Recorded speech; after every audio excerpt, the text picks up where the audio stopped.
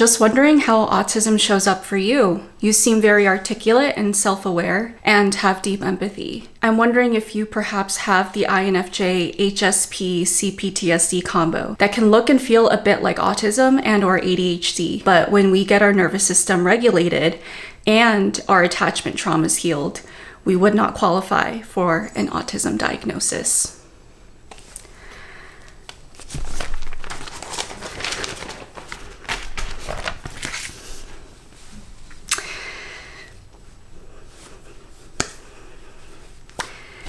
Hang in there, guys. Hang in there, guys. I feel it too. I want to first pose some questions to this commenter and anyone else who might share their misconceptions. Do you think an autistic person can receive their diagnosis when they are regulated and when they are securely attached? Do you think an autistic person can also have CPTSD? Do you think someone can officially be diagnosed with HSP or being an INFJ?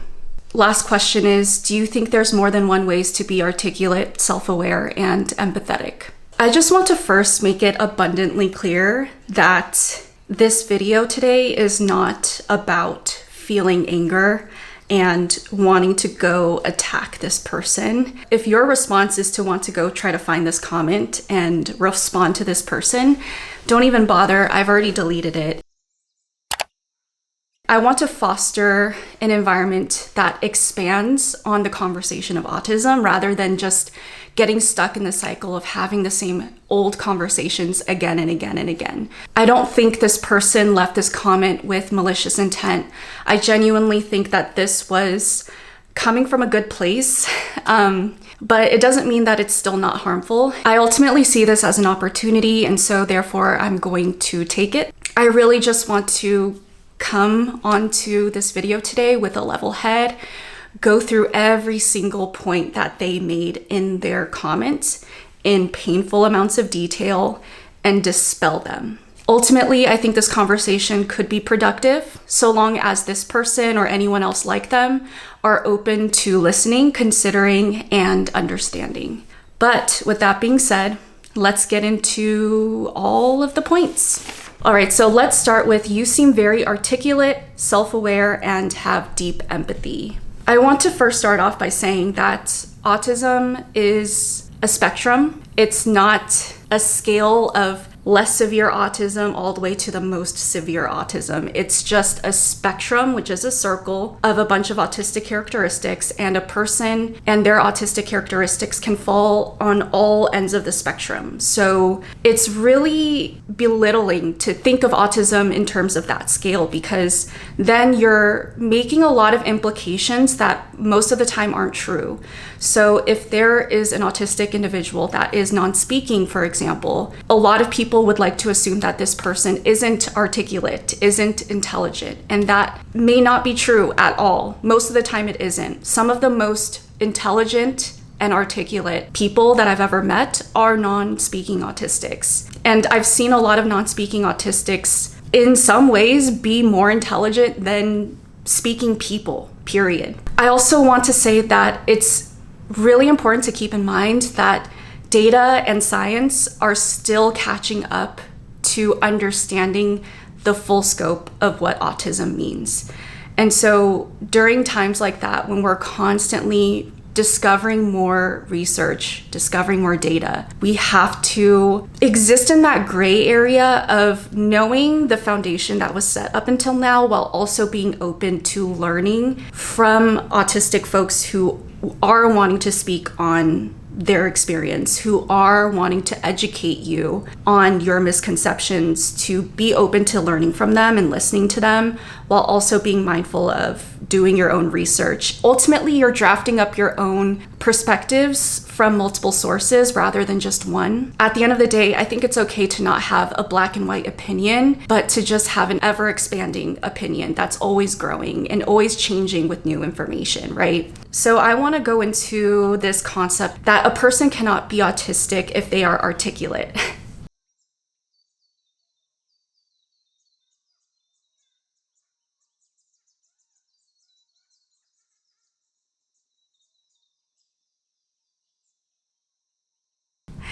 I've spoken to speech language pathologists about this topic before, and although I did learn a lot, I feel like there's still so many questions unanswered. We have a very specific idea of what a non-speaking autistic is, right? And even that language is changing as well. Originally, people would use nonverbal. A lot of autistic activists are trying to encourage others to use the term non-speaking instead, because the term nonverbal implies that you are incapable of using language to express yourself or understanding language.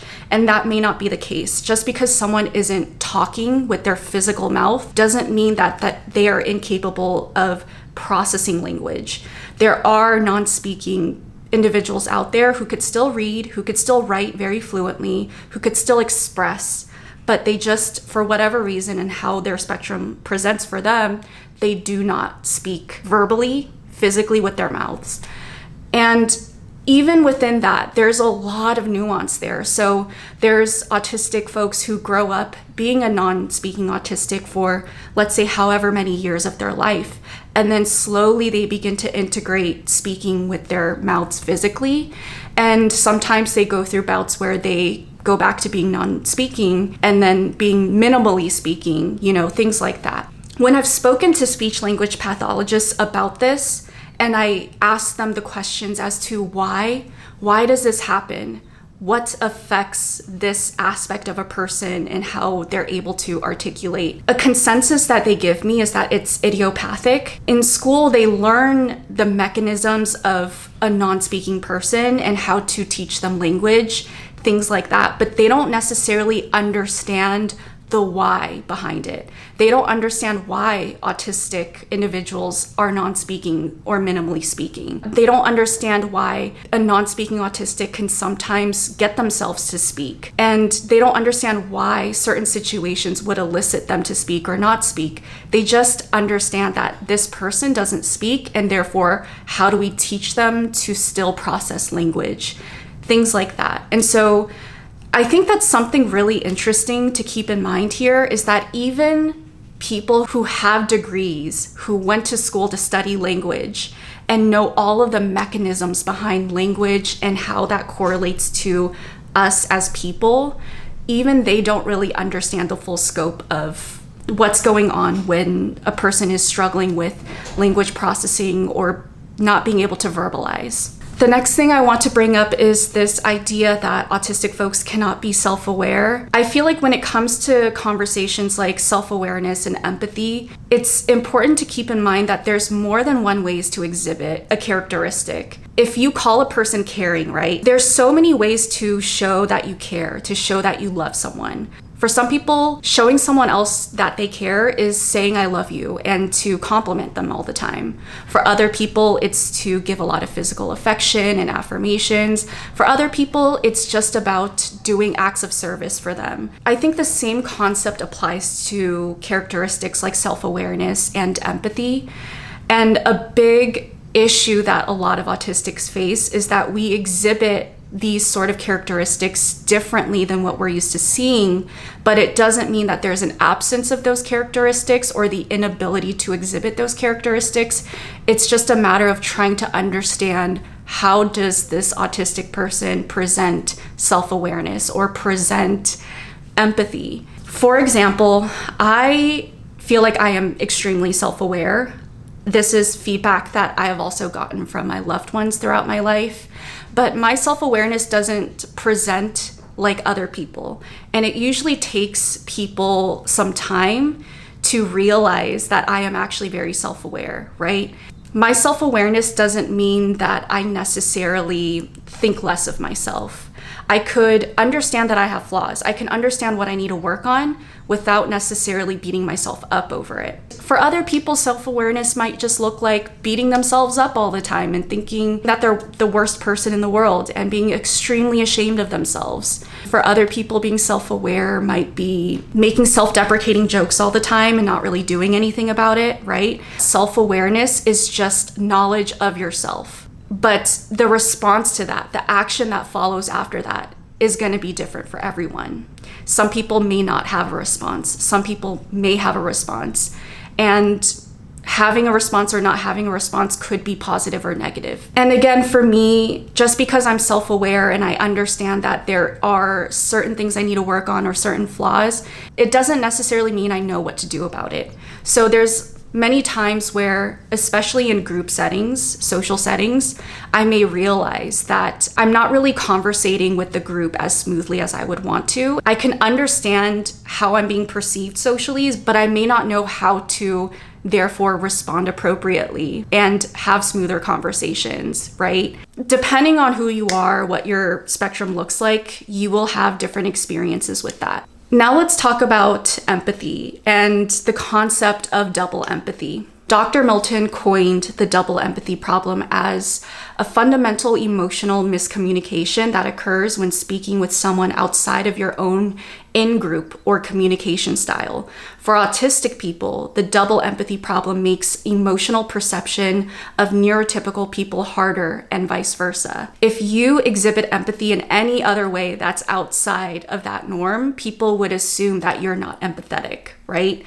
And vice versa. You may not understand how to perceive other people's empathy if it's outside of the norm for you. So, for example, I may laugh at inappropriate moments, but that doesn't mean I am not empathetic. And it doesn't mean that I'm laughing for the specific reasons that other people may think I'm laughing. My facial expressions, right? So a lot of autistic folks have a flat affect. It means that our facial expressions and our tone of voice may not be as expressive as other people.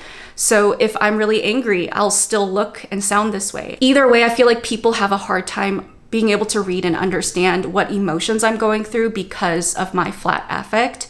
And of course, depending on the person, their flat affect will differ. So I noticed that with people who come from more expressive cultures, they will think that I'm a lot less expressive and a lot more monotone than other people who might consider me actually a lot more expressive than I would think. Perspective is so important to keep in mind. Just because you have a certain perspective doesn't mean that that rings true all across the board. The next sentence is, I'm wondering if you perhaps have the Infj HSP CPTSD combo that can look and feel a bit like autism.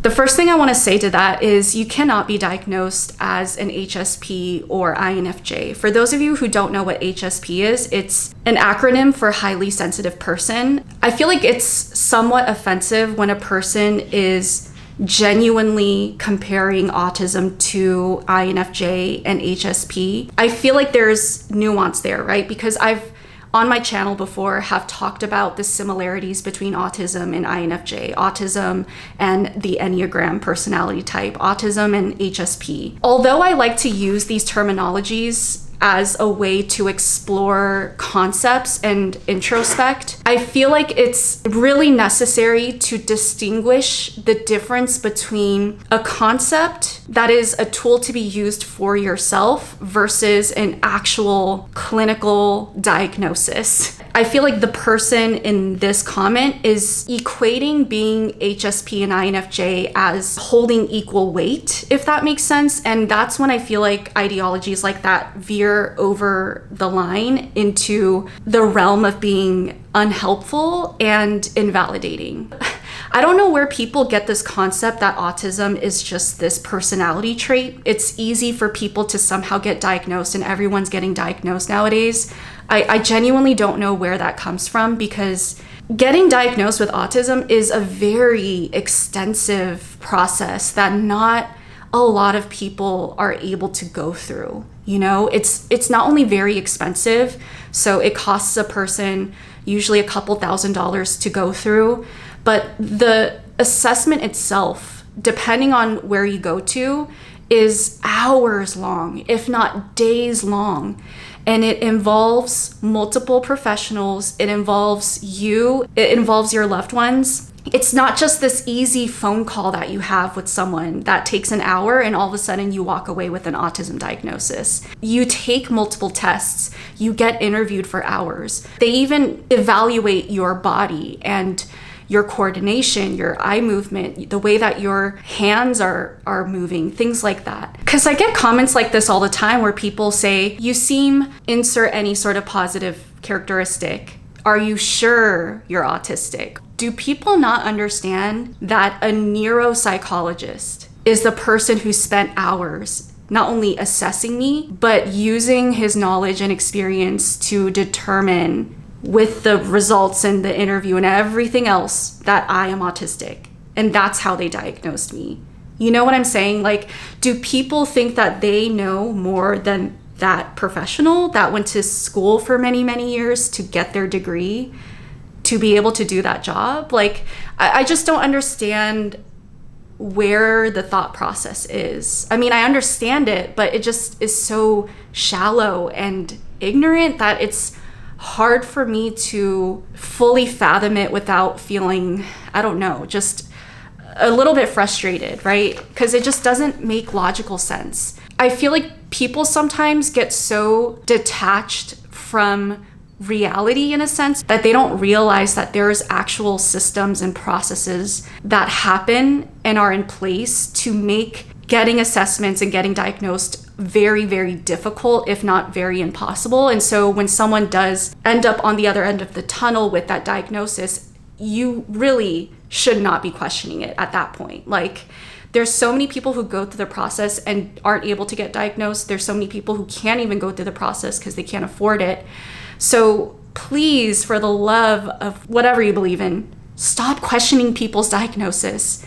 It's not helpful at all. And it's actually not only very invalidating, but it's just very triggering too for people. There's so many people that after their diagnosis have imposter syndrome and genuinely questions whether or not they're actually autistic, and if they were misdiagnosed or if they somehow tricked the professional into thinking they were autistic. And it's really difficult, you know, and having people question your diagnosis this casually is reasons why a lot of autistic folks end up feeling extremely gaslit and insecure about the diagnosis even after. Okay, so moving on to the next thing. When we get our nervous system regulated and our attachment traumas healed, we would not qualify for an autism diagnosis. When I was assessed for autism, I was actually pretty healthy, mentally, physically, all of that kind of stuff. It was during COVID, very much so into the lockdown era, where I was in my own safe space and energy consistently for at least a year. And so at that point, I was extremely regulated. My attachment wounds were basically non-existent at that point.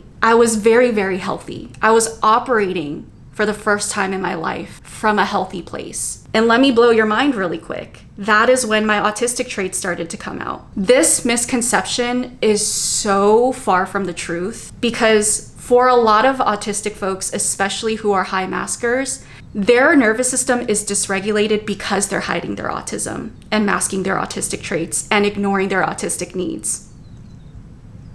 They are struggling and suffering mentally and physically because they are ignoring their autistic needs. And so this concept of, oh, you're just broken, but once you fix yourself, you're not autistic anymore, is very harmful and ignorant, because the reality is when people do fix themselves, that's when their autistic self starts to come out more.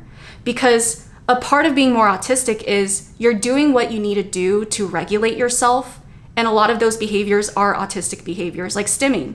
So me rocking back and forth more often and stimming in ways that are inappropriate is me regulating myself. So even though on the surface I might seem more autistic, I'm actually a lot more healthy and regulated because of it. And it's a cycle that feeds into each other, right? When you are addressing your autistic needs, accommodating them, you're more regulated, you're more healthy. And that allows you a safe space to have a break from your trauma responses. You're not in a constant fight, flight, freeze, fawn. And so therefore you have the capacity to take more interest in other areas of your life and not just be on survival mode. If I had tried to get assessed with autism, let's say 5 or 6 years ago, I don't think I would be diagnosed with autism, because I was so deep in my trauma. I was such a high masker. I didn't even know who I really was underneath those masks. So if I were to go in for the assessment, I would probably walk out with a misdiagnosis of OCD and BPD.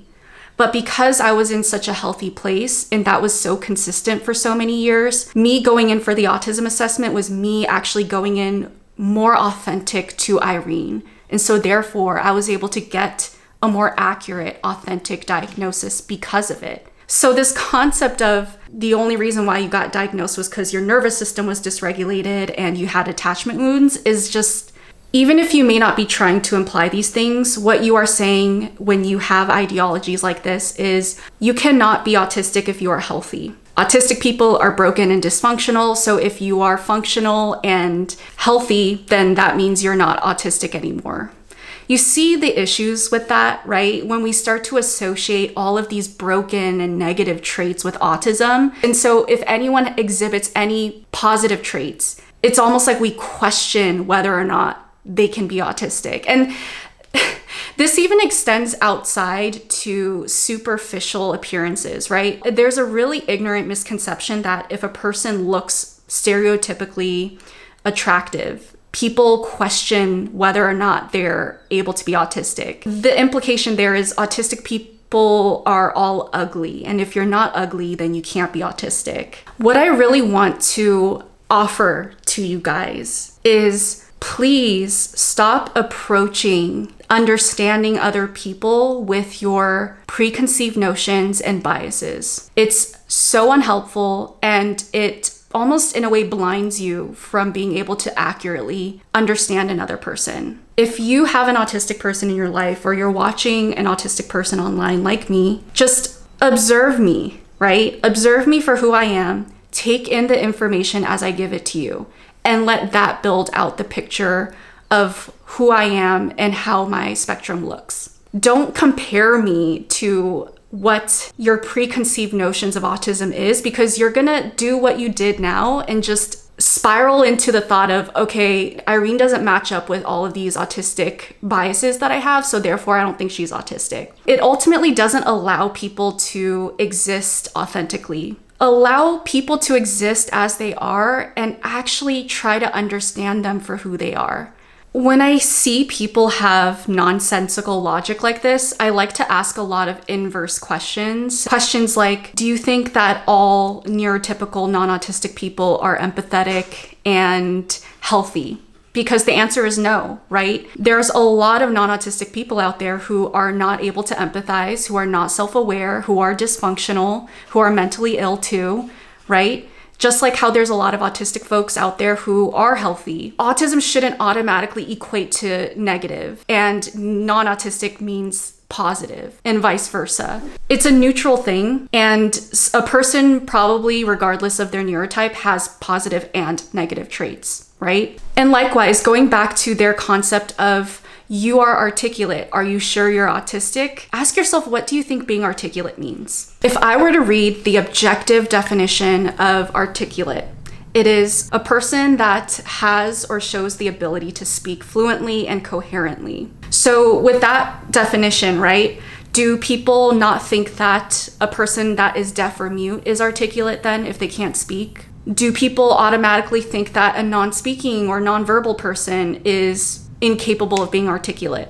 Or people who speak a completely different language as you. We see this all the time with people who have immigrated from another country to America, where there's a lot of racism and ignorant ideologies where you automatically assume that this person is less than or unintelligent because they don't speak your language. Whereas if you were to speak their language, you would be able to have more potential to seeing them for who they are and all their skill sets. You see the issues here. This is why people have such negative and strong biases towards certain types of people, because we have a very specific idea of what being articulate means. And we have all these other assumptions of what that means. Just because someone's articulate, we think that they're more intelligent. We think that they're more empathetic and self-aware and things like that. But there could be an articulate, smart person that is extremely egotistical, narcissistic, and incapable of being empathetic. And likewise, there could be a person who is non-speaking,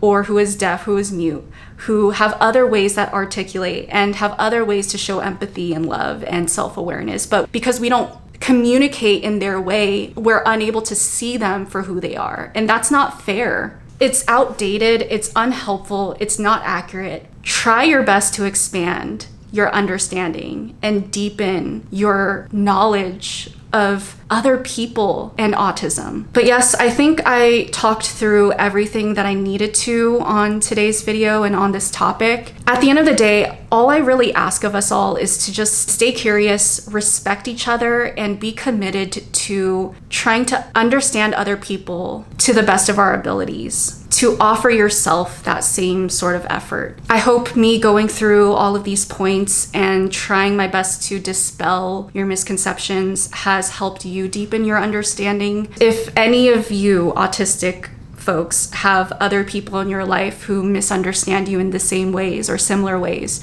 feel free to send this video to them. Ask them to just come into this video with an open mind and a willingness to expand their understanding. This conversation, even though could be very triggering and upsetting, is very, very important to have.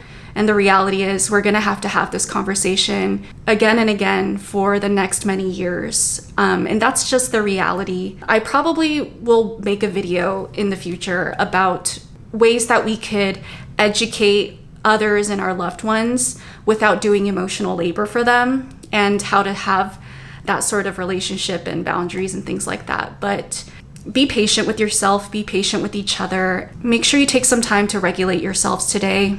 I will see you guys on the next video. Bye.